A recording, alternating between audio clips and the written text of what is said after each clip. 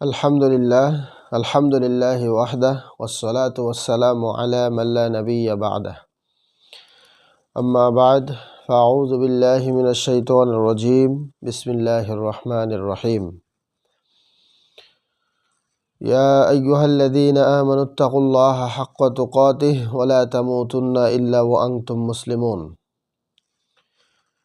يا أيها الناس اتقوا ربكم الذي خلقكم من نفس واحدة وخلق منها زوجها وبث منهما رجالا كثيرا ونساء واتقوا الله الذي تساءلون به والأرحام إن الله كان عليكم رقيبا يا أيها الذين آمنوا اتقوا الله وقولوا قولا سديدا يصلح لكم أعمالكم ويغفر لكم ذنوبكم ومن يطع الله ورسوله فقد فاز فوزا عظيما সুপ্রিয় দর্শক শ্রোতা, আজকে আমরা সংক্ষিপ্ত সময়ে জানব সূরা মারিয়াম সম্পর্কে।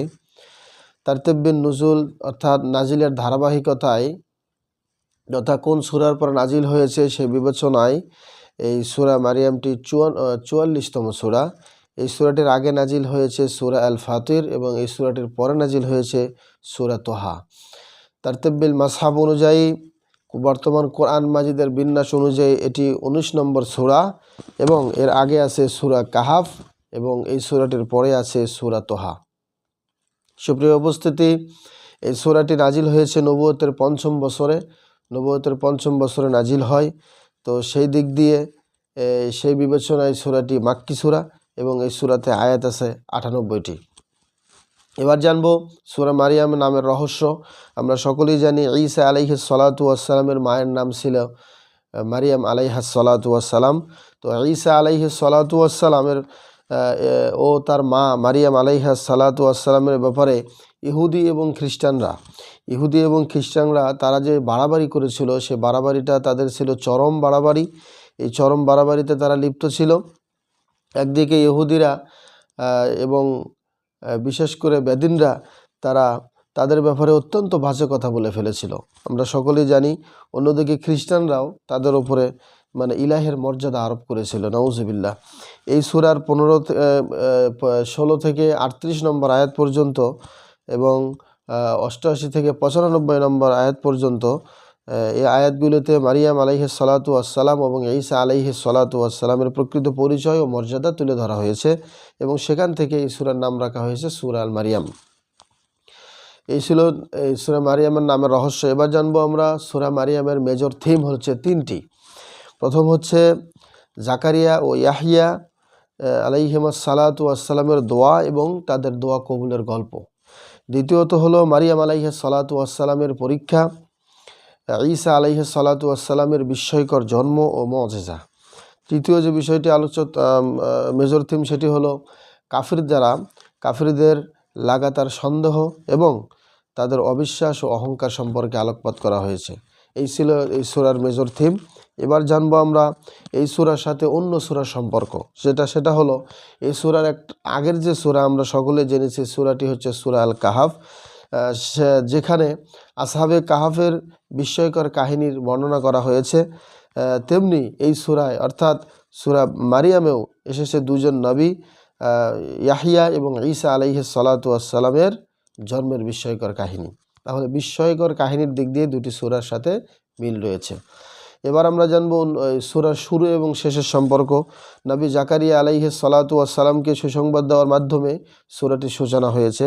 আল্লাহ তাআলা এর মাধ্যমে মুমিনদেরকেও সুসংবাদ দেন।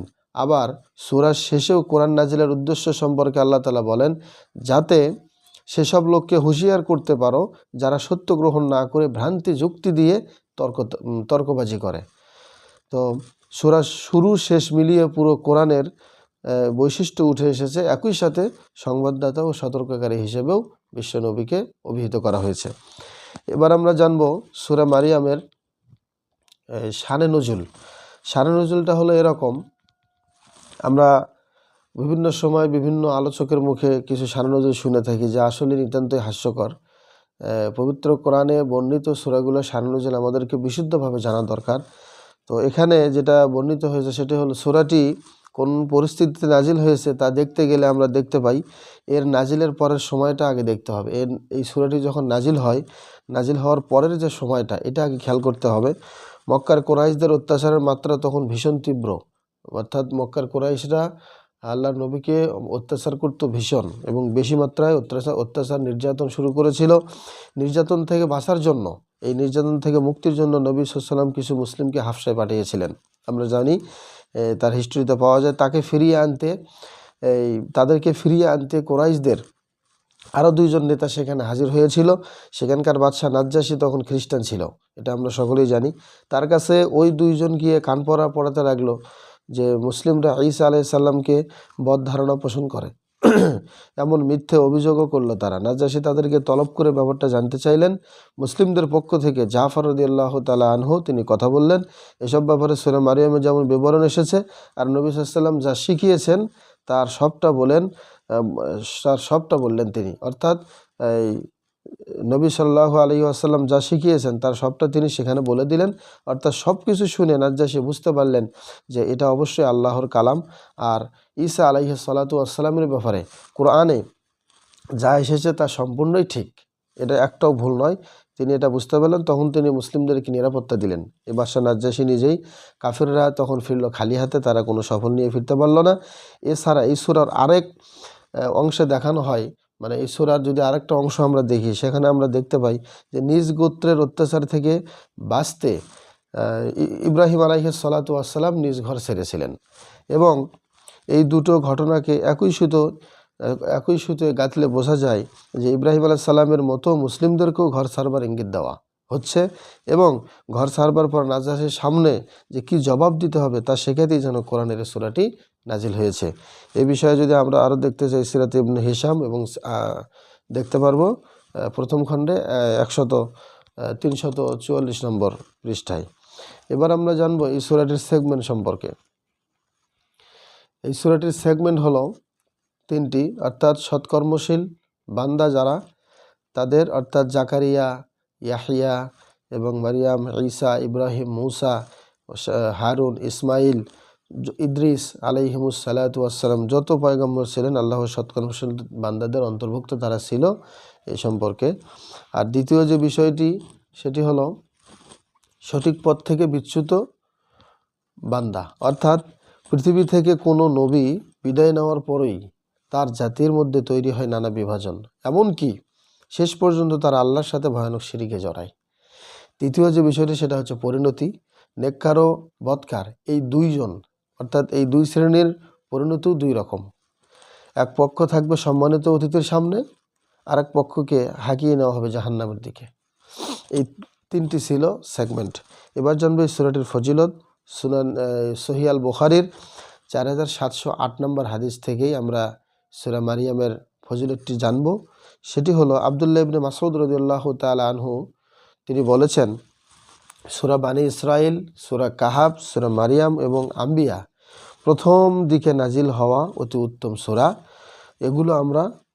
তিনি বলেছেন যে এগুলো আমার পুরনো রক্ষিত সম্পদ। সুবহানাল্লাহ, বিশ্বনবী বলেছেন এগুলো আমার পুরনো রক্ষিত সম্পদ। তো সেই দৃষ্টিকোণ থেকে অবশ্যই এই সূরাগুলোর আলাদা মর্যাদা রয়েছে আল্লাহ তাআলার কাছে এবং বিশ্বনবীর কাছে। এই সূরাটির ফজিলত জানলাম। এবার জানবো কজ অ্যান্ড এফেক্ট। সেটি হলো নেককার ও আল্লাহর সন্তোষভাজন ব্যক্তি যারা, তাদের নেককার এবং আল্লাহ সন্তোষভাজন সন্তানের জন্য আল্লাহর কাছে দোয়া করতে হবে। আমি যেমন নেককার, আমার জন্য নেককার সন্তানের পাওয়ার জন্য আল্লাহর কাছে দোয়া করা দরকার। তাহলে কি হবে? এর কারণ হলো জাকারিয়া আলাইহিস সালাতু ওয়াসসালাম এরকম দোয়ার বরকতেই, তিনি যে এরকম নেক দোয়া করেছিলেন, আল্লাহ তাকে ইয়াহইয়া আলাইহিস সালাতু ওয়াসসালামের মতো সুযোগ্য এবং নেককার সন্তান দান করেছিলেন। এটা ছিল কজ অ্যান্ড ইফেক্ট। এবার আমরা এই সূরার সেন্ট্রাল থিম সেটা জানবো, সেটা হলো আল্লাহর ক্ষমতা, আল্লাহর যে পাওয়ার আছে, আল্লাহ যে মানুষকে তাদের সময়ের অসময়েও কিছু করতে পারেন। আল্লাহ যে মানুষের বয়সের এমন একটা বয়স থাকবে যেখানে সন্তান হওয়ার কোনো কথাই ওঠে না, সে সময়ও যে আল্লাহ সন্তান দিতে পারেন, এটা আল্লাহর একটা ক্ষমতা, এটা তিনি দেখিয়েছেন। এই সূরার গতিপথ জানবো আমরা। গতিপথ হলো 4টি। প্রথমত হচ্ছে জাকারিয়া আলাইহিস সালাতু ওয়াসসালামের দোয়া, দ্বিতীয় হচ্ছে ঈসা আলাইহিস সালাতু ওয়াসসালামের বিস্ময়কর জন্ম, তৃতীয়ত যেটা সেটা হলো নবীদের আগমন ও ওহীর ভূমিকা, চতুর্থত যেটা সেটা হলো কাফিরদের প্রতি সতর্কবার্তা। অর্থাৎ 1 নম্বর বলেছিলাম গতিপথ যেটা সেটা হলো নবী জাকারিয়া আলাইহিস সালাতু ওয়াসসালাম আল্লাহর কাছে একটি পুত্র সন্তান চেয়ে দোয়া করেছিলেন এবং তখন তিনি ছিলেন বৃদ্ধ, একেবারেই বয়োবৃদ্ধ, তার স্ত্রীও ছিলেন একেবারে বন্ধ্যা। আমরা সকলেই হিস্ট্রি জানি। এমন অবস্থাতে আল্লাহ তাআলা করুণা করে তাদেরকে সন্তান দান করেন। এটা ছিল 1 নম্বর গতিপথ। 2 নম্বর গতিপথ হচ্ছে ঈসা আলাইহিস সালাতু ওয়াসসালামের বিস্ময়কর জন্ম। আমরা সবাই জানি ঈসা আলাইহিস সালাতু ওয়াসসালাম তিনি বাবা ছাড়াই জন্ম নেন। অর্থাৎ তার মা মারিয়াম আলাইহিস সালাতু ওয়াসসালাম ছিলেন নির্মল চরিত্রের অধিকারী এবং খুব সূক্ষ্ম একজন নারী ছিলেন। ঈসা আলাইহিস সালাতু ওয়াসসালামের জন্ম ছিল আল্লাহ তাআলার একটি মুজিজা। আল্লাহ যা চান তাই করতে পারেন। 3 নম্বর হচ্ছে আদম থেকে শুরু করে মুহাম্মদ সাল্লাল্লাহু আলাইহি ওয়াসাল্লাম পর্যন্ত বহু নবীকে আল্লাহ পৃথিবীতে পাঠিয়েছেন। তারা সবাই আল্লাহর পক্ষ থেকে আর মানুষের মাঝে পৌঁছে দিয়েছেন আসমানি পয়গাম। চতুর্থত হলো সূরার শেষ ভাগে পরকালের দৃশ্য ফুটিয়ে তোলা হয়েছে। এর মাধ্যমে কাফিরদেরকে হুঁশিয়ার করা হয়েছে, কাফিরদেরকে সাবধান করা হয়েছে।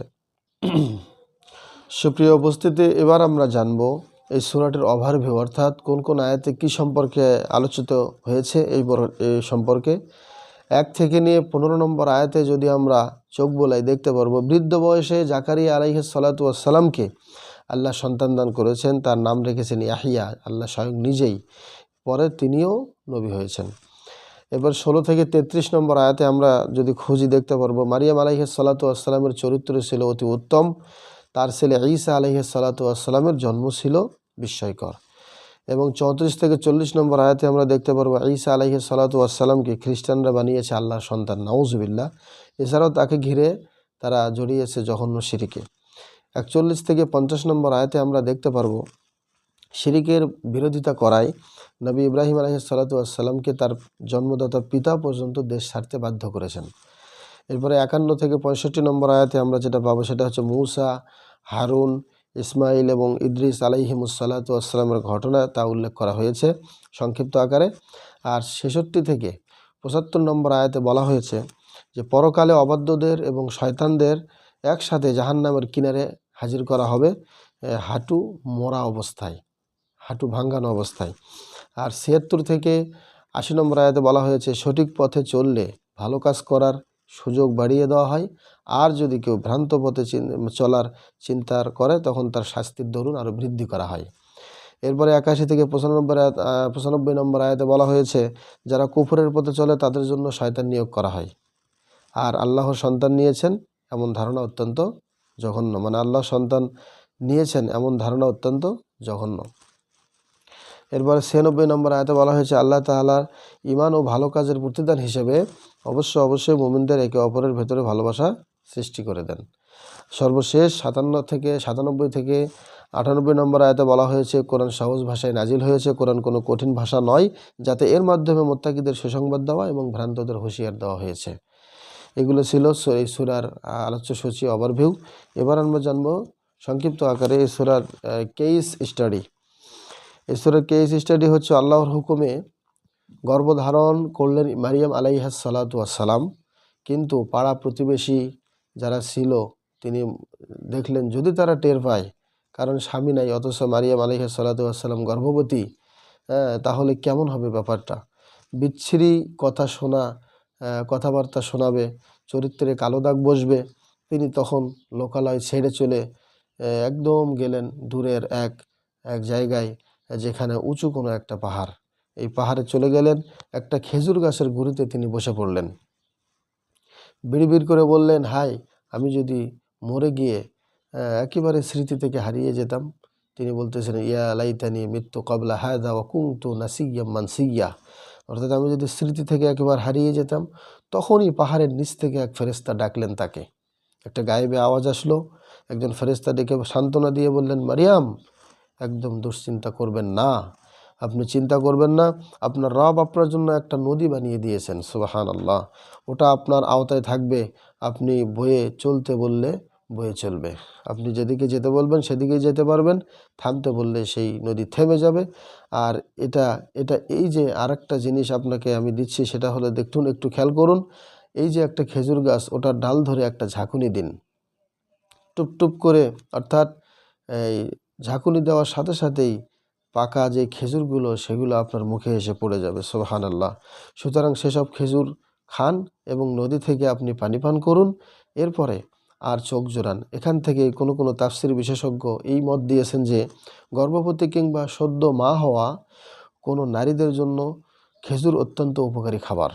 খেজুরটা অত্যন্ত উপকারী খাবার। বর্তমানে দেখা যাচ্ছে ডাক্তাররাও, যারা আমাদের বর্তমানে ডাক্তার আছে, ডাক্তাররাও গর্ভবতী মহিলাদের নিয়মিত খেজুর খেতে বলতেছেন। খেজুর একদিকে মায়ের পুষ্টি ও শক্তি যোগান দেয়, তার শারীরিক দুর্বলতা ও মুড সুইং কাটাতে ভালো ভূমিকা রাখে, অন্যদিকে সন্তান ভূমিষ্ঠ হবার পর পিচ্ছিল রাখে। সুবহানাল্লাহ। ফলে নর্মাল ডেলিভারিতে সম্ভাবনা অনেক বেড়ে যায়।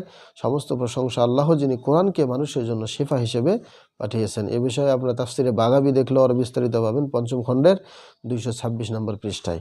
এবার আমরা জানব রিফ্লেকশন বা তাদাব্বুর। সূরা আল মারিয়ামের তাদাব্বুর হলো, এ সূরা ইয়াহিয়া আলাইহিস সালাতু ওয়াস সালামের বৈশিষ্ট্য বর্ণনা করতে গিয়ে আল্লাহ তাআলা বলেছেন যে সে ছোট থাকতেই তাকে আমি দিয়েছিলাম আসমানি কিতাবের মর্ম বোঝার ক্ষমতা। আমার পক্ষ থেকে কমলতা ও পরিশুদ্ধি তাকে আমি দিয়েছিলাম, আর সে ছিল আল্লাহর ভয়ে ভীত ও পিতামাতার অনুগত। ইয়াহিয়া আলাইহিস সালাতু ওয়াস সালামের ব্যাপারে আল্লাহ এটা বললেন, সে অহংকারী ও অবাধ্য ছিল না। শান্তি তার ওপর যেদিন তার জন্ম হয়েছে এবং যেদিন সে মারা যাবে। সুবহানাল্লাহ। আর যেদিন তাকে জীবিত করে ওঠানো হবে। সুফিয়ান ইবনে ওয়াইনা রহিমাহুল্লাহ তিনি বলেন যে একজন মানুষ ৩ অবস্থায় নিজেকে সবচেয়ে অসহায় ও একলা অনুভব করে। এক, যেদিন সে জন্ম নেয়, কেননা মায়ের গর্ভে যে জগৎটা এতদিন সে দেখেছে, এখন পুরোপুরি ভিন্ন একটা জগতে তার আগমন হয়। ২, যেদিন সে মারা যাবে, কারণ কবরের জগৎটা তার বড্ড অপরিচিত, এটা আমরা সকলেই জানি। আর ৩, যেদিন তাকে কবর থেকে পুনরায় ওঠানো হবে, অর্থাৎ যেদিন নিজেকে সে আবিষ্কার করবে কোটি কোটি জনতার ভেতর, কিন্তু হায়, কেউ কারো সাথে কথা বলছে না, তাকাচ্ছেও না। তো এই 3টি করুণ মুহূর্তের ব্যাপারে আল্লাহ তাআলা ইয়াহিয়া আলাইহিস সালাতু ওয়াস সালামকে অভয় দিয়েছেন। সুতরাং 2 চোখ বুজে একটু গভীর ভাবনায় ডুব দিন তো, একটু গভীর ভাবনায় ডুব দিন। আপনার সামনে পড়ে থাকা বাকি 2টি সময়ের একাকিত্ব টের পাচ্ছেন কি? যদি পেয়ে থাকেন তবে এখনই নিজেকে বদলে ফেলার চেষ্টায় নেমে পড়ুন। তাহলে আপনার জন্যও থাকবে এই সুসংবাদ, শান্তি আপনার উপর, যেদিন আপনার জন্ম হয়েছে, যেদিন আপনি মারা যাবেন, আর যেদিন আপনাকে পুনরায় কবর থেকে ওঠানো হবে।